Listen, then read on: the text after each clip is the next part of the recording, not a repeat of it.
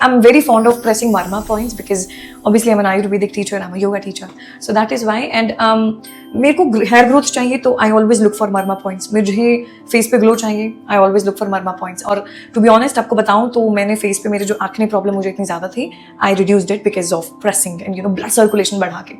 Marma points it's like another concept only. पूरा बहुत बड़ा concept है ये.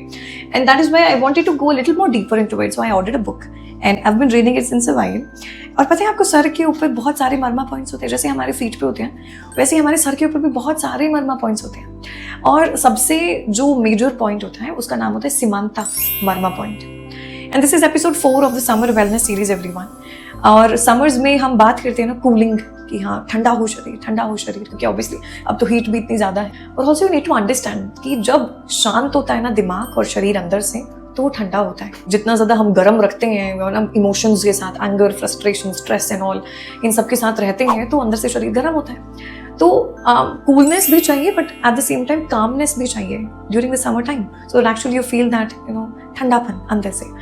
और that is why am sharing in this series कि अच्छा मैं कुछ कूलिंग भी चीज़ें आपके साथ शेयर करती हूँ but at the same time Kameng भी.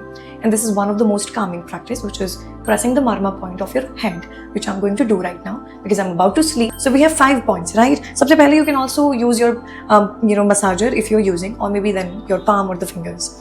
ठीक है? सबसे पहला है आपकी 4 उंगलियां, ये माथे से 4 उंगलियां ऊपर, ये वाला.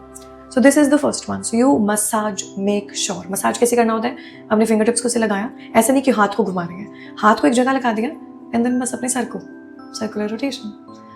So you feel, you close your eyes, make sure, whenever you do. And then after that, इसी के बिल्कुल side to side, तो यहाँ से 4 उंगलियाँ, okay. And then that is it. अब यहाँ से, ये था ना, अब यहाँ से 4 उंगलियाँ लगाओ, तो अब ये बीच में, इसको तो हम अधिपति मार्मा पॉइंट भी कहते हैं. So once again do it.